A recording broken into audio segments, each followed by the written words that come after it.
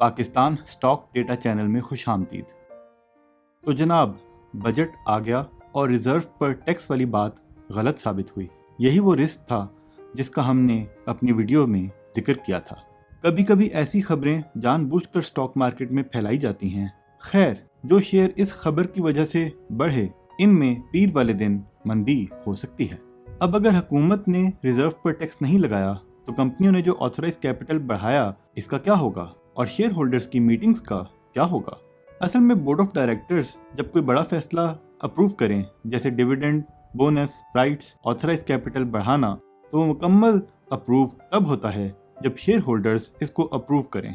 तो होगा ये कि ये सब कंपनियां अपने शेयर होल्डर्स की मीटिंग में ऑथराइज कैपिटल की अप्रूवल नहीं देंगी या इस प्रपोजल को रिजेक्ट कर देंगी। मतलब ये कह सकते हैं कि जिथे दी खोती उथे आन खलोती, सब बैक टू नॉर्मल। अब देखते हैं बजट में स्टॉक मार्केट के हवाले से प्रपोजल क्या गया। वो ये कि बोनस पर 10% टैक्स लगा दिया जाए। बोनस भी एक तरह का डिविडेंड होता है, तो जब डिविडेंड पर टैक्स है तो बोनस पर भी अब उसी तरह टैक्स हुआ करेगा। लेकिन अभी ये वाजे नहीं कि ये टैक्स कैसे कलेक्ट किया जाएगा। किसी से सुना कि ये टैक्स शेयर होल्डर्स को देना पड़ेगा, और अगर वो नहीं देंगे तो इसका हल भी है। अगर कंपनी ने 100% बोनस दिया, यानी 1000 शेयर्स पर 1000 शेयर्स, तो कंपनी शेयर होल्डर्स को 900 शेयर्स देगी, और 100 शेयर्स तब देगी जब वो अपनी जेब से टैक्स कंपनी को अदा करें, जो वो आगे FBR में जमा करवाए। और अगर टैक्स अदा नहीं किया तो कंपनी वो 100 शेयर्स मार्केट में बेचकर टैक्स अदा करेगी। ये वाला तरीका शेयर होल्डर्स के लिए बेहतर रहेगा। जैसे अगर आपको डिविडेंड मिले 10 रुपये, तो आपके अकाउंट में 15% टैक्स कटौती के बाद 8.5 रुपये आते हैं। उसी तरह ये भी कट के आपके पास आया करेंगे। बस जब भी आपके किसी शेयर्स में बोनस अनाउंस हो, तो आप इस कटौती के असूल को मद्देनजर रखते हुए अपने बोनस शेयर्स की कैलकुलेशन कर लें। लेकिन समझ नहीं आया कि आखिर इस फैसले से हुकूमत हासिल क्या करना चाहती है। ठीक है, कुछ कंपनियां डिविडेंड की बजाय बोनस देती हैं और बोनस पर टैक्स लगाकर हुकूमत को कुछ पैसा मिल जाएगा जो पहले नहीं मिलता था। लेकिन ये भी हो सकता है कि जो कंपनियां पहले बोनस ज्यादा देती थीं, वो बोनस देना कम कर दें, और अगर वो बोनस ना दें, डिविडेंड ना दें या कम कर दें, तो हुकूमत का टैक्स तो कम ही होता जाएगा। शेयर होल्डर्स को भी ज्यादा नहीं मिलेगा और कंपनियों को कोई पूछने वाला नहीं। वैसे कुछ प्रोफेशनल्स का कहना था कि अगर रिजर्व पर टैक्स लगता तो वो फैसला अदालतों के जरिए खत्म हो जाता। हम समझते हैं कि हुकूमत को ये करना चाहिए था कि वो रिजर्व पर तो टैक्स ना लगाते, लेकिन अगर कोई कंपनी डिविडेंड ना दे तो इसके 40% प्रॉफिट पर टैक्स लगा दिया जाता, और अगर वो 40% से कम डिविडेंड दे तो 40% में से जो डिविडेंड दिया इसे निकाल कर बाकी बची रकम पर टैक्स लगा दिया जाए, ताकि हर कंपनी के 40% प्रॉफिट पर हुकूमत को टैक्स का हिस्सा मिल सके। हो सकता है बात वाज़ेह ना हुई हो, तो मिसाल से भी समझाते हैं। कंपनी की EPS है 10 रुपए। अगर कंपनी 4 रुपए डिविडेंड दे तो कोई टैक्स नहीं। अगर 1 रुपया डिविडेंड दे तो उसे 3 रुपए का 15% टैक्स देना पड़ेगा। ऐसा करने से हुकूमत को टैक्स ज्यादा मिलता, लेकिन जिस कंपनी ने डिविडेंड ज्यादा नहीं देना, तो वो टैक्स देने के बावजूद शेयर होल्डर्स को इजाफी डिविडेंड नहीं देगी। मतलब शेयर होल्डर्स का ख्याल किसी को भी नहीं। कहने का मतलब ये है कि बोनस पर टैक्स वाली खबर से ना ही हमें लगता है कि हुकूमत को ज्यादा फायदा होगा, और ना ही स्टॉक मार्केट पर इस खबर का बहुत ज्यादा मनफी असर पड़ना चाहिए।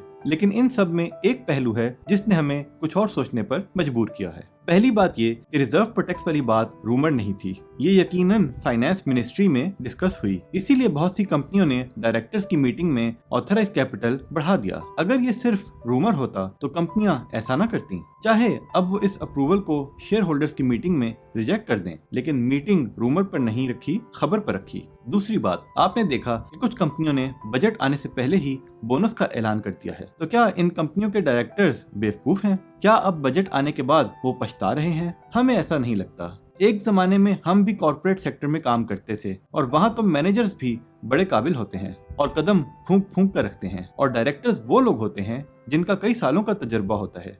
तो किसी कंपनी के डायरेक्टर्स से ऐसी बेवकूफ़ी की तवक्को नहीं कि रूमर पर वो बोनस शेयर्स इशू कर दें। किसी एक कंपनी के डायरेक्टर्स तो ये कर सकते हैं, लेकिन हमारे मुताबिक कई कंपनियों के डायरेक्टर्स ऐसा नहीं कर सकते। लगता है कि पिक्चर अभी बाकी है। हम अलिफ लैला की कहानी पेश करते हैं, जो बिल्कुल सही भी हो सकती है और बिल्कुल गलत भी। क्या हुआ होगा? हुकूमत ने कंपनियों को रिजर्व पर टैक्स लगाने का डरावा दिया। कंपनियों ने हुकूमत से कहा कि अगर आपने ऐसा किया तो हम अपने सारे रिजर्व्स बोनस के जरिए शेयर कैपिटल में कन्वर्ट कर देंगे और आपको कुछ नहीं मिलेगा। हुकूमत ने कहा कि फिर हम बोनस पर टैक्स लगा देंगे या आपके साल के प्रॉफिट पर टैक्स लगा देंगे, यानी इस पैसे पर जिस पर डिविडेंड नहीं दिया। कंपनियों ने कहा कि फिर हम कंपनियां बंद कर देंगे। हालात पॉइंट ऑफ नो रिटर्न पर पहुंच गए, लेकिन फिर हुकूमत और कंपनियों के दरमियान सेटलमेंट हो गई। वो ये कि हुकूमत ने कहा ना हम रिजर्व पर टैक्स लगाएंगे और ना साल के प्रॉफिट पर, लेकिन आप सब लोगों ने इस साल ज्यादा डिविडेंड या ज्यादा बोनस देना है। डिविडेंड पर पहले ही टैक्स कटता है 15%, और अगर आप डिविडेंड नहीं देना चाहते, बोनस देते हैं, तो उस पर हम टैक्स लगा देते हैं। और अगर आप ज्यादा बोनस देंगे तो हुकूमत को ज्यादा टैक्स मिल सकेगा और ये टैक्स कंपनी को नहीं देना पड़ेगा। ये टैक्स शेयर होल्डर से वसूल करेंगे तो कंपनी को अपने बैंक से कोई पैसा नहीं देना पड़ेगा। ज्यादा बोनस से शेयर होल्डर्स खुश, टैक्स अपने अकाउंट से ना देकर कंपनी भी खुश और टैक्स वसूली से हुकूमत भी खुश।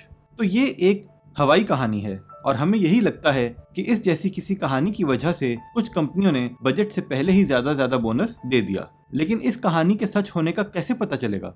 पीर को ही पता चल जाएगा कि ये सही है या गलत। आपने पीर वाले दिन का गौर से जायजा लेना है, क्योंकि कुछ कंपनियों ने इस दिन अपनी बोर्ड मीटिंग्स रखी हैं और नोटिस में ये कहा है कि हम बजट को देखकर कुछ फैसले करेंगे। हम खसूसन जिक्र करना चाहते हैं NML और DGKC का, क्योंकि ये मंशा साहब की कंपनियां हैं और वो PMLN के नजदीक समझे जाते हैं। तो अगर इस मीटिंग्स में इन दो कंपनियों ने 50% से ज्यादा बोनस दिया या अच्छा डिविडेंड दिया, तो आप समझ लें कि हमारी कहानी में सच्चाई हो सकती है और इसका मतलब ये होगा कि बाकी कंपनियां भी रिजर्व्स पर टैक्स ना लगने के बावजूद भी अच्छा बोनस दे सकती हैं इस साल।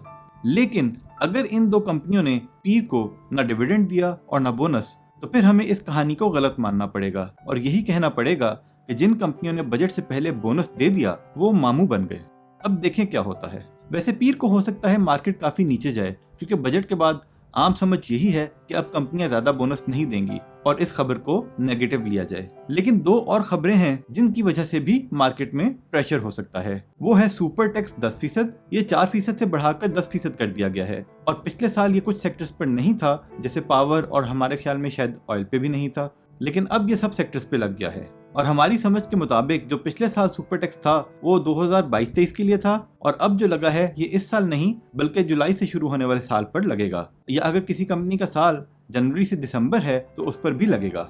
यानी जिस कंपनी का साल जून में खत्म होगा इसके अगले साल के प्रॉफिट्स पर ये टैक्स लगेगा। लेकिन इस खबर का शेयर प्राइस पर कल से ही असर होना शुरू हो सकता है। कंपनियों पर एक और अजीब टैक्स लगाने की बात भी हुई, जिसकी वजह से भी मंदी हो सकती है। अगर किसी कंपनी को किसी साल में एक्स्ट्रा ऑर्डिनरी गेन हुआ, उनके कारोबार की वजह से नहीं किसी और वजह से, तो उस पर 50% तक टैक्स लगाया जा सकता है।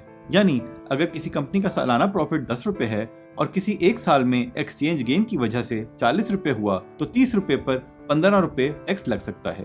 अभी ये टैक्स लगाया नहीं है, लेकिन हुकूमत ने ये प्रोविजन रख दी है कि हुकूमत जब चाहे, जितना चाहे, जिस वजह को वो काबिल कबूल समझे ये टैक्स लगा सकते हैं, बल्कि पिछले सालों पर भी लगा सकते हैं। यानी एक तलवार लटका दी है कि कभी भी हुकूमत के अगर टैक्स के टारगेट्स मीट ना हो तो इसके जरिए से वो फालतू टैक्स जबरदस्ती रिसीव करें। वैसे कई एनालिस्ट के मुताबिक अगर ये टैक्स लगा तो कोर्ट में चैलेंज हो सकता है, लेकिन खबर मनफी है और इसकी वजह से मंदी हो सकती है। वैसे जो पॉलिसीज हुकूमत की हैं, हमें तो लगता है ये चाहते हैं कि पाकिस्तान में सब कारोबार बंद हो जाएं। खैर, स्टॉक मार्केट कई बार अच्छी खबर पर गिर जाती है और बुरी खबर पर चढ़ जाती है, तो ये पीर को ही और बाकी पूरे हफ्ते में ही पता चलेगा कि इस बजट का मार्केट ने क्या असर लिया।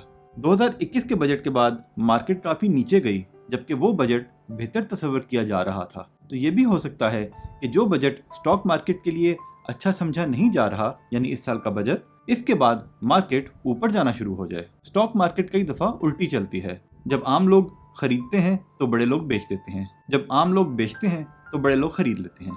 गारंटी नहीं दी जा सकती, इसलिए अपनी सरमायाकारी का फैसला सब ने खुद करना है।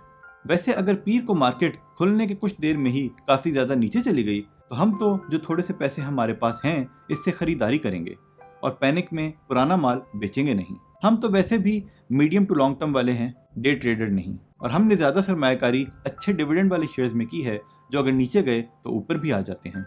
लेकिन आपने अपना फैसला खुद करना है, हमारे फैसले को फॉलो नहीं करना, क्योंकि मुनाफे में मौज अपनी अपनी और नुकसान में दौड़ अपनी अपनी। छोटी सी बात, हमारे ज़िम्मे जो हक हैं वो अदा करें और अपने हक अल्लाह से मांगें। खुश रहें। अल्लाह के हवाले।